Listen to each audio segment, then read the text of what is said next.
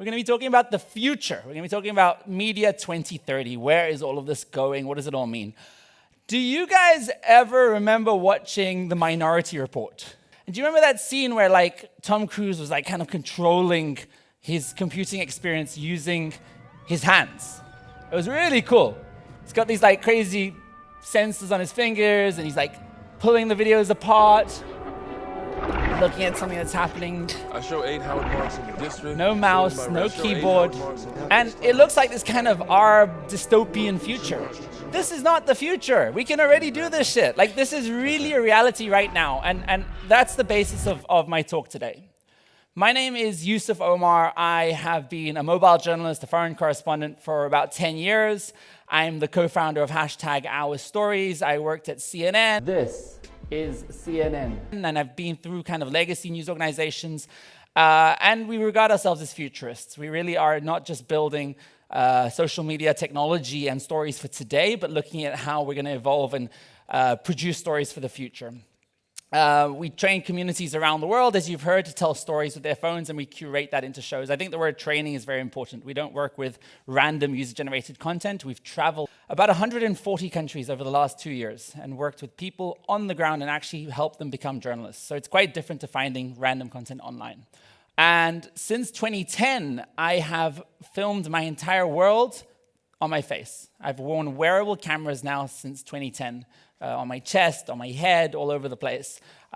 This is a camera right now. I'm taking videos of you. This is the Snapchat Spectacles V3. They launched in November. It's got 2 cameras and a flashing light, so you can see me recording you right now. And it really gives me an opportunity to share with the world my point of view.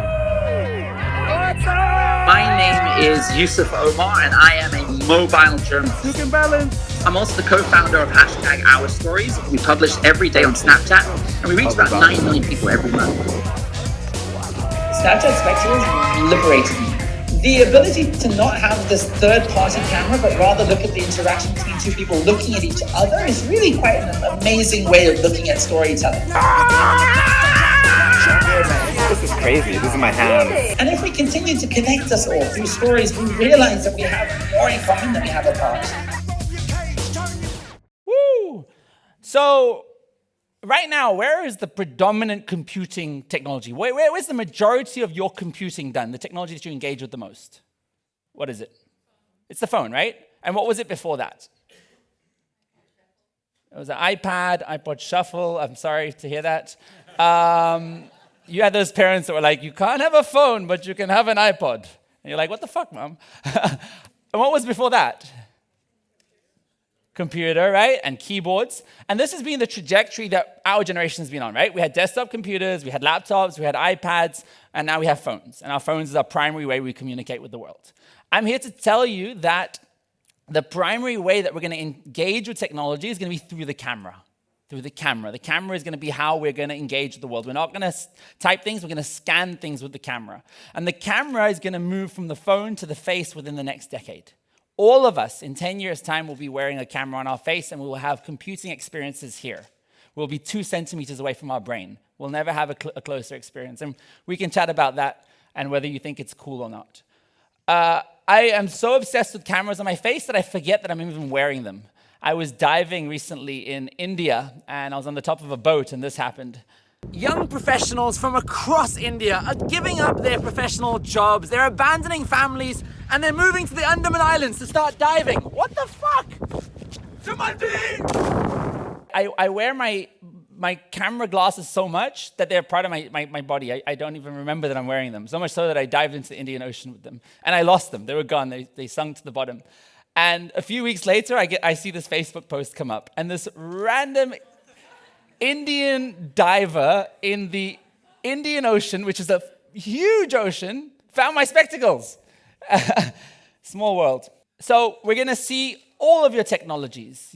Everything that you do is going to get smaller and smaller and smaller and smaller and smaller and smaller and smaller, and it's going to be packaged within a wearable device. And that wearable device will probably be on your face as a sort of glasses. I think that's an incredibly exciting future. I fucking hate looking down at a phone my whole life. I hate going on holiday and looking at the world like this. I think the idea that we're going to have information at our choosing when we need it is going to be incredibly valuable. I think I'll be able to see all of your names if I want to. I think you'll be able to see my resume and be like, is this guy really legit? There's so much information that we'll be able to have. And that experience is going to change everything, and it's going to change how we distribute content as well.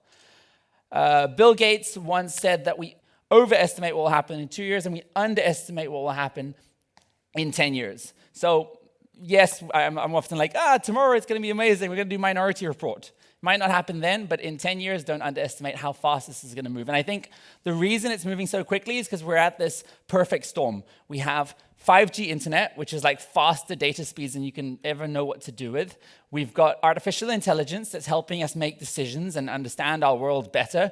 Arguably, according to Elon Musk, even smarter than we are going to be able to make decisions. And when you have this fast internet, you have this artificial intelligence, and you have cameras that are being able to capture our world, at that intersection, we have something really interesting. We have this augmented reality experience. We've been able to use this kind of technology for quite sensitive stories, too. We were working with human trafficking survivors, young women that had been kidnapped from Nigeria, forced into prostitution and sex slavery.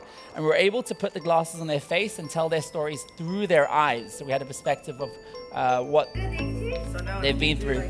But yet, is the world ready for people to wear cameras on their faces? Are you guys comfortable with me wearing a camera on my face and recording you? Not so much? When I worked at CNN on my first day of work, went to London, I was like, yeah, I got my dream job. And I interviewed Christiane Amanpour. You guys know her? She's a senior anchor. And I did it with my spectacles. And I'm recording her and I'm having a conversation. And while we're chatting, she used the word fuck in her dialogue. And the next day, the entire company, thousands of people, got an email saying you're not allowed to wear camera glasses at the office anymore. So the point is, I don't know if the world has acclimatized to this. You guys remember the Google Glass? People people that wore them became known as glass holes. Take asshole and glass and put them together and you get a glass hole. And it was awkward, right? You weren't sure if people were recording. You had this big camera on your face. But does that mean that Google Glass disappeared? I'm sure no. Has anyone ever seen a Google Glass in this room? No? You haven't, right? But they're still there. They're being used in German factories today to help people identify parts of machines, to help them identify which boxes to pick up on a shelf, to really make their workflow processes more efficient. So they don't have a manual with them. They're looking at a landscape and being able to see what to do. I think augmented reality initially has made a play through the mobile phone, right? And we've used it without even realizing it. How many people in this room got into Pokemon Go? Wow, lots of Pokemon Go people. You guys got too much time on your hands in Hilversum. Pokemon Go really was, for most people, their first taste of like running around and chasing virtual figures through a mobile device. It really put augmented reality into the mainstream. And it was fascinating. I mean, the ability to run around and catch Pokemon. This is the latest version of Pokemon Go. But we're using it in so many other ways today. Again, this is not the future. I haven't even got to 2030. I'm talking about the now. Like, have you guys seen the ability to use augmented reality to try on a shoe? So you don't even have to leave home, right? You can open up your social apps, you can pick a shoe that you want to try on, and you could see what it would virtually look like on your foot, right? So it's changing everything. It's changing the shopping experience. It's changing the content experience. That's really useful, especially for online purchases. IKEA. You guys have IKEA here? Yeah? Same cheap shit as everywhere else? Yeah? Again, IKEA, you've got a sofa, you're not sure if it's going to fit into your space, the opportunity to use augmented reality to be able to see how it looks in your room. This is not the future, it's today. This is stuff that already exists. So augmented reality is already being integrated into all of our consumer lives, and the camera is becoming the primary touch point to technology. I think the stories format, and you guys all know the stories format, right? Instagram stories, Snapchat stories, follow me, Yusuf Omar SA. Is a really good entry point to augmented reality because all of you guys have tried face filters, right? You've worn like a flower crown, you've worn something funny on your face, a doggy tongue. That's augmented reality. That's adding augmented features to the real world. So for many people, that was their first taste. This was one I did recently at our place where I simply had this like little hummingbird following my hand, which I thought was quite cool. But we've been able to use augmented reality on faces in interesting ways for journalism too. We were working in India with rape survivors. Some of you may know this story. We were able to use face filters to hide the identities of rape survivors in India who wouldn't be comfortable being identified, while enabling them to tell their stories. We could see their eyes, their mouths, expressions on their face. There are people wearing virtual face masks on Snapchat. Victims of sexual abuse in India are using them to remain anonymous so they can tell their harrowing stories without the fear of being recognised. I was 5 years old when it happened. लोग मुझे ज़बरदस्ती मैसूर लेकर आए, मुझे एक कमरे में बंद रखते थे, मुझे बहुत काम लगा, वो टॉर्चर्स देते थे, घर में से बाहर निकलने नहीं देते. It's incredibly simple, but as we saw, incredibly effective. It's not ideal to have a dragon face for a rape survivor, but the point is the technology is enabling us to do really interesting things, where for the last 50 years, TV broadcasters have simply blurred out a face or used a silhouette. We are now able to create technologies that provide us with more detail and more information about people's lives. As you guys know, #OurStories, we turn citizens into mobile journalists, and we do this using augmented reality. So we roll out augmented reality lenses within existing apps like Snapchat, Facebook, Instagram, and they provide questions with people so they can answer these questions around various topics. So we worked with UNICEF, for example, and we asked questions about how youth are impacted by the Sustainable Development Goals, or we do like the who, where, what, when, why, how, the basic tenets of journalism, or we do like a Black History Month quiz where we show you these Black History icons and you've got to try and identify them. And then based on those responses, we're able to curate that into content. But they can be used for very serious subject matters. If a hurricane takes place in the Caribbean, we're able to administer at rapid pace augmented reality lenses which provide communities and citizens with instructions about what shots to get professional quality journalism. Get the wide shot, get us a shot with the ambulances, get an interview with the local mayor, helping to provide instructions where in the past we would send out a PDF document or an email or that kind of stuff. So augmented reality is really powerful for lifting the quality of user-generated content. Anyone heard of Microsoft HoloLens? This technology was like way ahead of its time, and now the HoloLens 2 has come out, and it's being utilized in the industry in a big way to be able to assist with training processes. So this young woman puts on the visual headset. She's able to look at this kind of wiring system, have a call with somebody who's an expert on that arena, and get the knowledge that she requires to perform her task. So this is not the future. This is a current product. You can buy this today. They don't pay me to say this shit. I'm just telling you. The point is, this is happening right now. Our world is changing. The computing experience is moving to the face, and it's incredibly exciting, I think. Anyone heard of Oculus?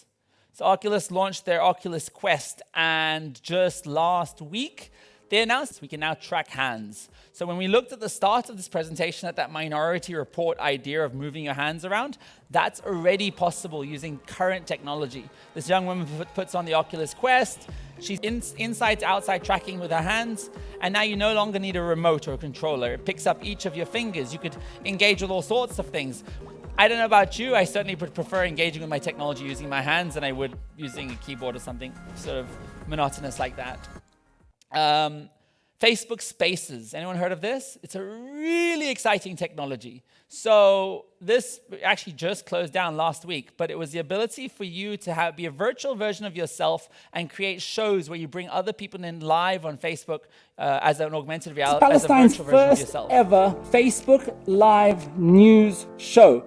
We're going to be showing you all sorts of things from across the West Bank. So that's live on Facebook, it's a story and I'm a virtual me with my kids virtual that are being studio. arrested and kept in prison for months. Land over the years, it's the land. So there's really interesting applications to bring people virtually together around a common table to have discussions. Like for geopolitical reasons, for economic reasons, for a variety of reasons, many people can't meet. Maybe you've got a refugee who's made it to the Netherlands and is now living here. Their family is back in Libya. And we can create a virtual environment where they can have a conversation together. Or you bring somebody from the far right wing and the far left wing and you bring them around a virtual table to have conversations because maybe they won't meet in real life. So there's interesting things we can do in that space. They also Facebook announced Horizons, which is the future of Facebook. It's the idea of virtual worlds. Right now, when you go on Facebook, if you even still go on Facebook, you scroll down a news feed, right? Or a timeline. Now we're moving towards the idea that you will walk around a virtual world and interact with your friends there, and you will be able to create your own world as well. Welcome. This is Horizon, Think of me as your guide / self-appointed spokes avatar, here to show you around. You know, Horizon is filled with possibilities. You can play stuff, make stuff, fly stuff. Whoa! Really love the stash, Stuart. What up, Stuart? Wait, I want a mustache. Beyond the fact that they're cartoons, if you can move beyond the playfulness of this, appreciate this is a hellishly powerful technology. It means that when this is mainstreamed, I won't be here. I will join you virtually, and you will join me virtually, and we'll save on our carbon footprint, and we'll be able to have thousands of people in the room, and we'll be able to engage on a much deeper level, I think. Obviously, in real life, conversations are amazing too, and I like to shake your hand and meet you, but it's going to change everything. It's going to change the way we meet. It's going to change the way we shop. It's going to change the way we work. These virtual worlds are getting very, very interesting. But I think that's what's even more interesting than virtual worlds is real worlds, right? I like the idea of being able to be here and not be like in this locked off headset where I can't see the world. I want to be engaging with the real world, but with additional information, right? But in order to do that, we need technology that knows what things are. I need technology that knows that this is a chair and this is a human and there's another human behind that. Because only when we reach that point can I start illustrating you and say, who is this person? Who is that person? What is this? Make sense? To do that, technology companies are now investing a lot of time and money in 3D mapping. In 3D mapping our world. So right now we have Google Maps, which is kind of flat. We're moving towards 3D mapping so we can better understand our world. This is the work that Facebook are doing in that space. This is their vision for augmented reality glasses. Multi-layer representations of the world, showing where you are in space, recognizing what things look like, and understanding the intrinsic meaning of objects. Connected devices, like smartphones and AR glasses, will scan the surroundings to create a live dynamic index, amplified by crowdsourced data, allowing the maps to recognize when things have changed and update automatically. Ultimately, our Live Maps research aims to empower people to connect and share in deeper, more meaningful ways. You guys get it? And it's really interesting. When we talk about big data and we wonder what our data is being often used for when we look at the selfies and the videos and the photos we share, this is one of the most interesting applications of that data, is taking all of our photos and videos and stuff and using it to map the world so that we can better understand the world so that we can create information around it. To give you an example of this, Snapchat now are working on land markers where they are using user-generated content, millions and millions of photos and videos of the same object in the same space, and then aggregating that to create 3D models, and then bringing those 3D models to life in interesting ways.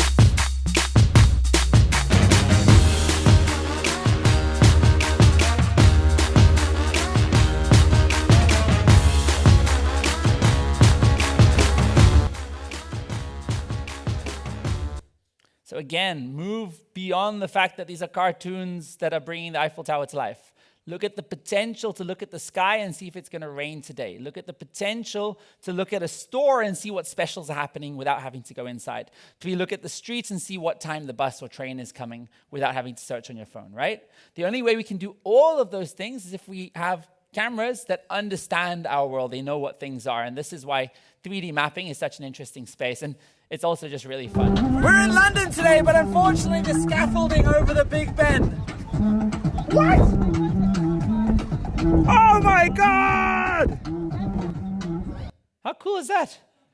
Or like last week, I was at a famous building in New York. Hey, we just arrived at the Flatiron building. It looks like it's covered in pizza. I think what's really interesting is that we can either approach technology in a very utility-based way, where we're like, okay, let's build products that are made for finding directions or checking my emails and all that kind of stuff. And I think that's where Google Glass went. Or we can approach it in a very like cultural kind of way.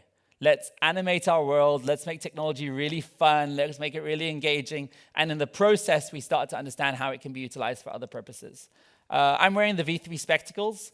This is a particularly interesting piece of technology because when I hit record, I've actually got two cameras here on the left and right. So I'm already capturing 3D photos of you, but I'm also capturing 3D video. So I'm starting to be able to map the world. I'm already able to separate you from the background. I'm able to distinguish that you are not the same as you. And once we do that, and I take videos of you guys, I can then start putting augmented information in my periphery instantly on my mobile device.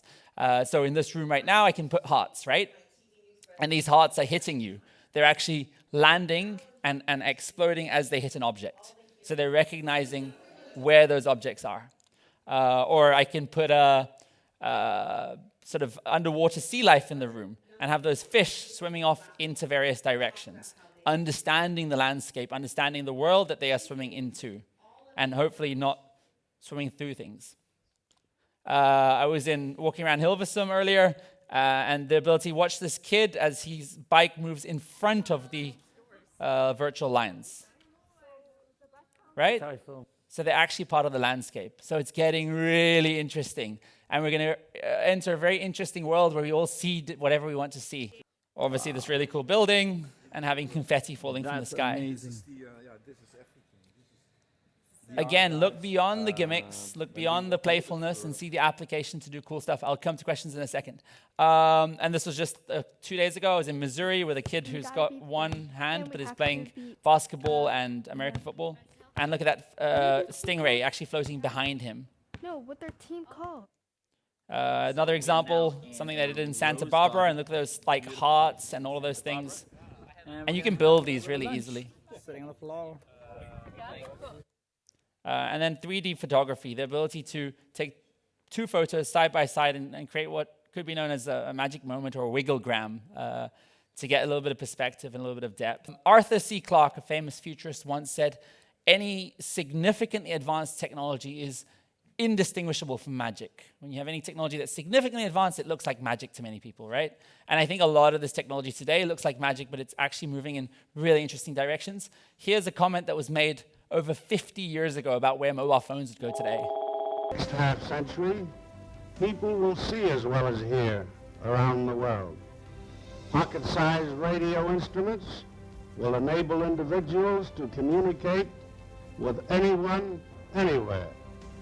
Newspapers, magazines, mail, and messages will be sent through the air at lightning speed and reproduced in the home.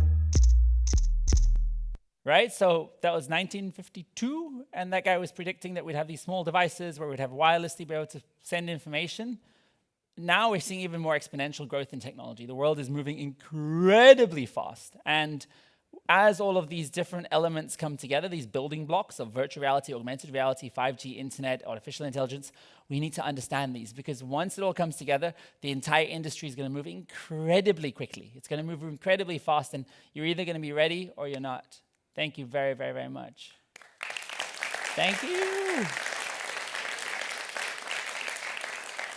All right, now we can chat about it. Tell me why I'm wrong. The most valuable data on Earth potentially is your eyes, right? The person that is capturing this data is seeing what I see. Like, that is my bank account details. That is my most intimate relationships. That is my darkest secrets. That's me in the urinal. So yeah, for sure. I think it changes our notions of privacy, accountability around, are you filming me? Are you not filming me? I think we're going to have to develop cultural norms and legal norms. Like, for example, the ability to have a flashing light when you're recording, I think is really important. I don't like the idea that we wouldn't know when people are recording us. So there are dangers. Having said that, and I'm an optimist around technology, but I really do believe we'll have more accountability. I think when we enter a world where everybody is live a lot of the time recording their world, it'll be a lot easier to solve crimes, right? To know who did what, rapes, murders, car accidents. Yeah, totally. That's a conversation that, Jack Ma and Elon Musk had just a few weeks ago about computers and artificial intelligence infinitely getting more superior than us. And Elon Musk speaks about the idea of inserting, I'm not sure if you guys have seen, a little thread into your brain which connects the internet directly to your brain. Because he says if we don't have what they call the Neuralink, there'll be no way for humans to even compete with the machine. I think technology like Augmented is a step in that direction. It's a step in providing us humans with more intelligence, more information. And to be honest, more information can, in my mind, mostly be a good thing. To have more information about our world makes us make more informed, smarter decisions. So I'm hellishly optimistic about it. I do acknowledge and see where there can be issues, but I think by and large, the computing experience moving away from what it is, which is, at the moment occupies way too much of our lives, both physically and in terms of like where our energy is orientated, I think that moving away from that quicker will make us a hell of a lot more productive as a human race. I don't think people watch movies that have like everything's perfect, right? We like dystopian films. And I think Black Mirror is another example, right? Social scores, and many of these things are actually happening. If we look at China today, there is the ability to score people based on good deeds and bad deeds. All of that's incredibly scary. Like any technology, this can be used for positive, or it can be used for immense negative and surveillance states and kind of these big brother notions. It's going to rely on, I think, it's a conversation worth having, whether social media companies will be regulated by governments about how we use this technology and data. But I don't think that we should not get into it because of the fears, because I think that the positive parts of it are incredibly good too.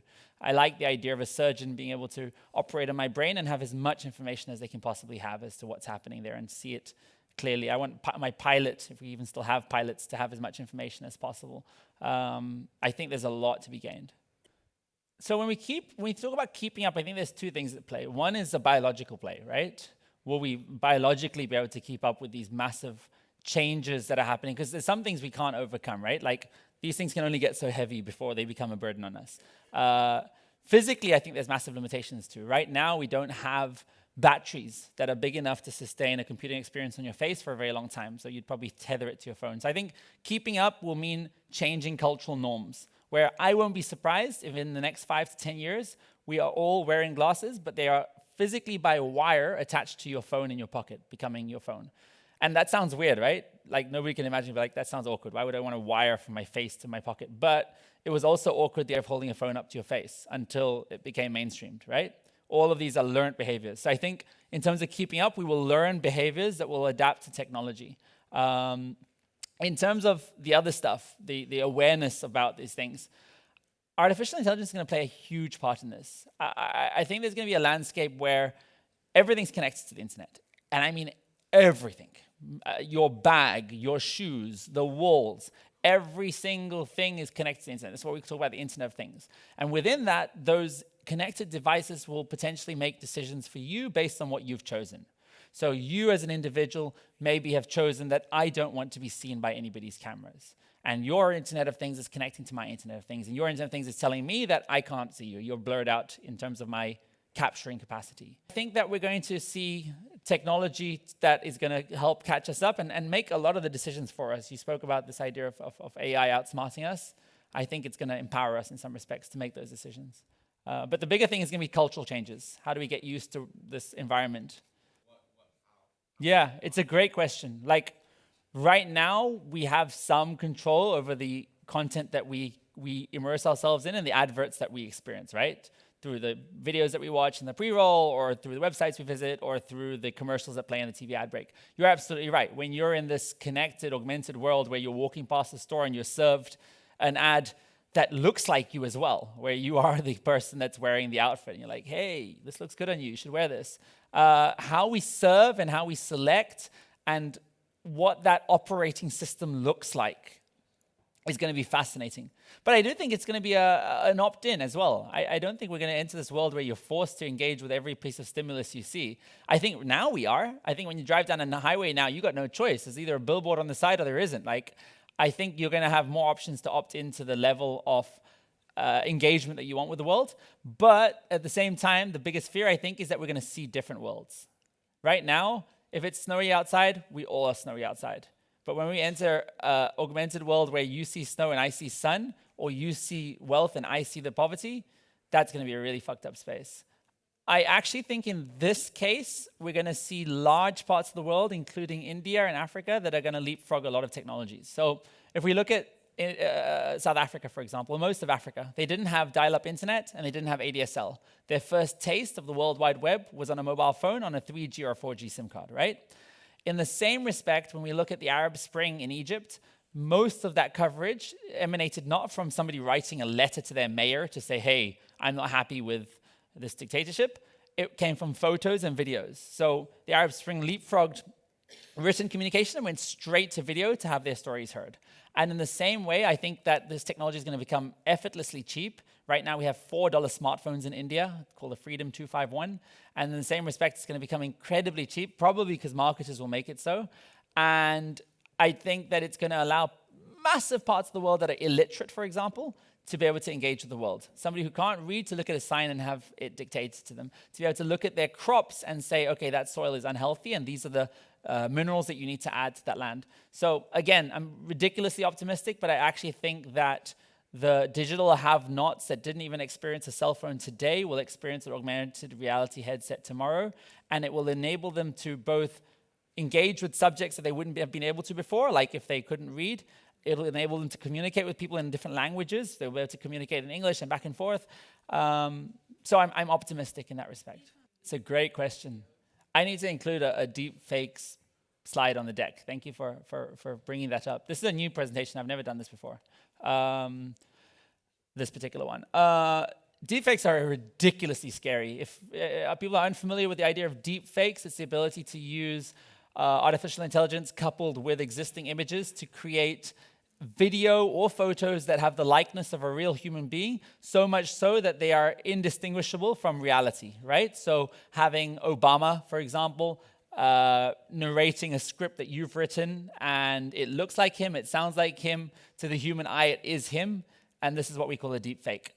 It is perhaps the greatest threat to democracy today, the ability to stir up masses of populations around a message that's not even real. It goes back to my point about when we can't distinguish reality anymore is when the world is in a really risky place. Having said that, and this was a conversation I had with some of the guys over coffee that were kind of suspicious or didn't really see the value in mobile journalism, I think that the only thing that's going to save us from deep fakes is the big data of people with mobile or camera devices. And what I mean by that is, if I am giving a speech here today and all 50 of you tweet about it and you capture it with your cameras, it's very easy for technology to identify that is really Yusuf Omar. There's 50 very nice people here that all have never lied before, and therefore it must be him, right? That's easy to do. So I think that the crowd, the community, is going to be our greatest fight against deepfakes, where lots of cameras honed in on our big world leaders will be able to verify that, was there enough sources on that footage to verify that perspective. I hope that makes sense to you. I think on top of that, I'm not sure if any of you guys follow blockchain technology, but the ability to have permanent records of every digital transaction is going to go a long way in solving for that kind of stuff, where you can go back to a source of information and know exactly where it started and how all of that information came together to produce that video will be very valuable. And now, today, we see an internet that is increasingly moving to providing more links to something. So here's an article, and here's the 20 or 30 references that derive that. And I think we're going to see that with photos, with videos. Here's a video. It was filmed on this camera, on this date, by this camera operator, at this time, at this place. And us, as a generation, need that information because we don't trust anything anymore. No, my view is, yes, I hear you. And I think there's an artist. Is it Madonna? I don't know who it is. One of the artists, is it Madonna? Yeah. Doesn't allow you to film at her events, right? I think so. Don't quote me, but I think it is, or some of the artists. In a box, right? You get there and your phone goes away. I agree with you. A phone is an incredibly distracting space. I mean, I remember I once saw a picture of Hillary Clinton around the presidential elections, and she was like here speaking to people, and the whole audience were faced that way so that they could take a selfie with her, like the whole audience. So yes, massively distracting. For me, wearable technology is the answer to that. Is the ability to look at the world without looking through a device, where I forget that I'm even recording, where the barrier or the wall between me and engagement becomes less and less and less obtrusive, less annoying. So yes, I agree with you. Phones are fucking annoying, but I think wearable technology is moving in a direction where they become obsolete. I'll put it on record. In 2030, nobody in this room is going to be using a mobile phone. You will be able to definitely opt in, and I totally hear you. The move towards IRL in real life is really meaningful. And funnily enough, one of the easiest places for media companies to monetize. You might not want to pay for an online subscription. How many people in this room pay for online subscriptions? Like Yeah, to what? Netflix, I suppose. How many pay for a news subscription? Only the two at the front. And they work in it, right? But a lot of you might pay for an event. You might pay to go and listen to a really good journalist speak, or you might pay to contribute to a news diary meeting. So in real life events are actually a really interesting space for innovation in the media space. For those that don't opt in, that decide to disconnect, frankly, I think they're going to be severely disadvantaged in an augmented world. I think that they will simply have access to less information than other people. And then the digital divide that we just spoke about becomes very real. And it will happen on the small scale, on knowing, as I said, when the trains or buses or that kind of stuff is coming. But I think it'll also happen on a larger scale in terms of missing opportunities.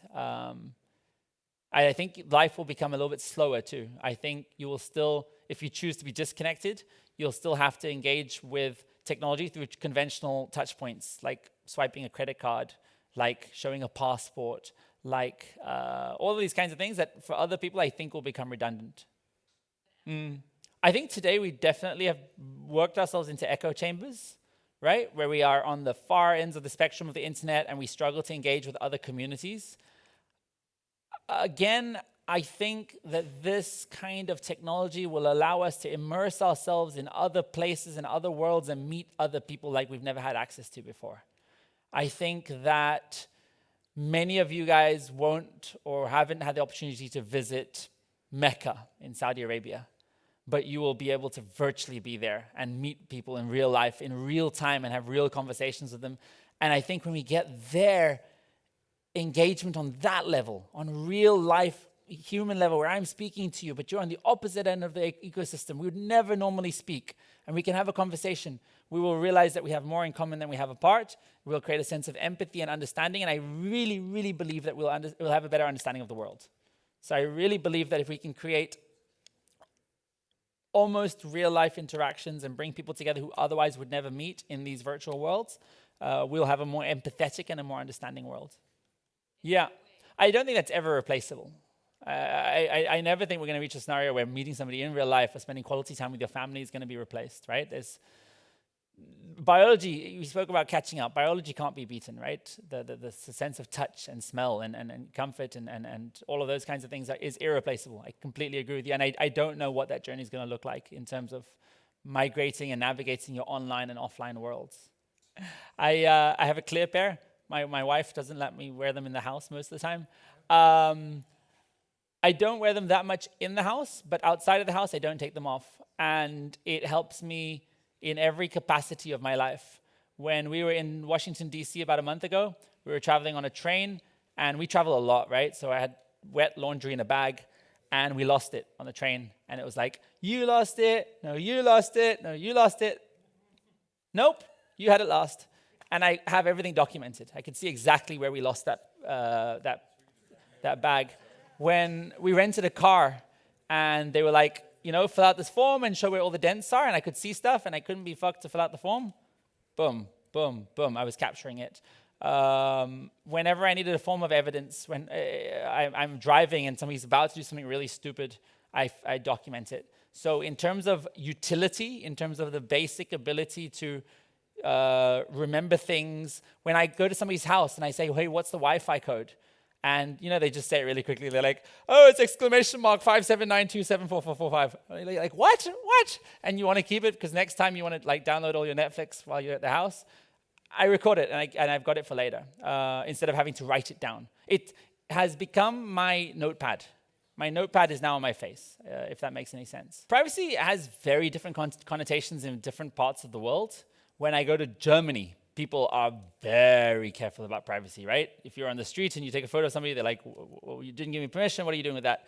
In most Western cultures and societies and legally, if you're in the public space, I can take a video of you and there's nothing you can do about it. So frankly, in the public space, for the last 50 years, you've had no right to privacy. You don't. If NOS or NPO decide to film you walking off a bus on a public street, they can do that, and you can't even tell them not to publish it, right? Whenever you see friends or you're at your workplace, yeah. the CNN and your we're going to have to define new rules and norms. I really believe that once we're all basically wearing body cameras. The thing is that about wearable cameras is we all focus on the ability to capture and video, and I think that creeps people out to the extent that Google Glass was like, oh my God, that's so scary.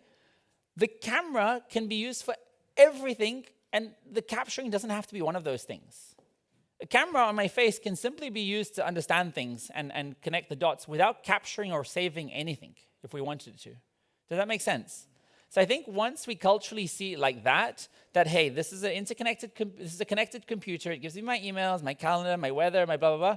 Oh, and by the way, it has a camera to facilitate all of that. But it's not like, oh, this is a camera to get my holiday snaps and to document my world and to vlog. It's like the camera is being utilized for that purpose. I think once that cultural shift happens, we will be less worried about it because it won't be used for invading our privacy. What will a newsroom look like in 10 years? We need hellishly good journalists to help make sense of it all. We currently have 2.8 billion phones in the world today. That number will drastically increase to the amount of cameras we have access to. We'll have more access to information and sources than we've ever had before. And we'll need really, really good, seasoned journalists that will be able to do things that AI won't be able to do. Really help sculpt how a story should be told, making sense. I think a lot of the verification will be taken care of, but I think we're going to need storytellers. And that doesn't, funnily enough, change. The ability to create a story with suspense and retention and that has a sharp hook and that engages an audience. We have apps on the internet that can help you edit a video and add music and sound and all that, but that craft of creating a narrative, that's very relevant. And I think all jobs are going to be more and more relevant in those softer skills. So the real DNA will not change? The real DNA will not change, but I think that we won't have to have a physical newsroom, for example. Why should we all drive to one space to meet when we can meet virtually and it's as if we're there? And I definitely don't think reporters will need to go out anywhere ever. Yeah, it's the fun of the job, but you'll never be there first, frankly. Everything will be captured way before you get there in more detail. And really our role is going to be to make sense of it all. No TV studios anymore. No, not at all. And that's an interesting point because when I showed you the virtual worlds in the Facebook spaces, that's really the democratization of TV studios, right? Where like suddenly it's like, wow, well, why do I need you with your 12 cameras and your big studio set and lights and all that when I can do that in my underpants at home, like in a virtual way?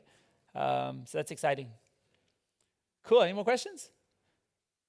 Last one, and then I think we got to run to this shoot, right? Just curious, that Black Mirror episode, is that kind of how you envision it with both pros and cons? The one where the woman's deleting her memories at the end. Sorry if I ruined it for everyone. Where he basically catches his partner. Yeah. That one. Yeah. The other one took it out.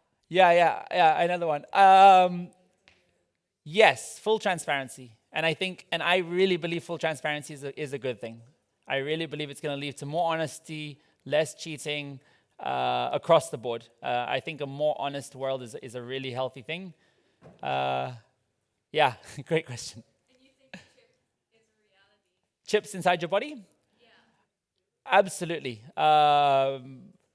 Nanotechnology and the shrinking down of technology is not just that. That's one half of it, putting chips and basically being connected to the internet as a human being, but also supplementing your body with mechanical features. There's a lot of conversations about how as you get older, it might make more sense to actually remove your legs and have artificial legs than human ones because you'll be faster, stronger, quicker. So that's a whole nother conversation. But like, yeah, it's going to be interesting. Okay, last question. How do the glasses work? Does it record? You decide to record? I press this button up the top, and I get a choice of how many seconds. If I press it 6 times like that, it records 60 seconds of video.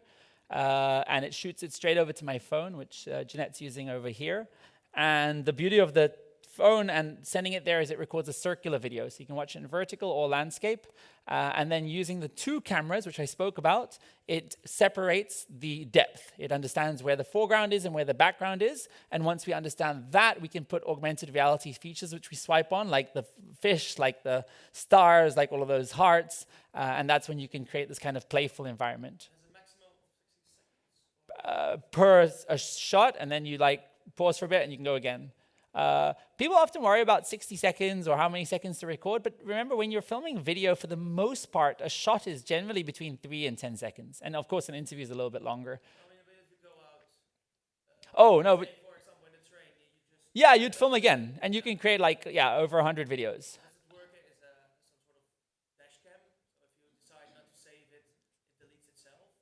Great question. You have the choice about deleting. It goes up to a cloud called your memories, funnily enough.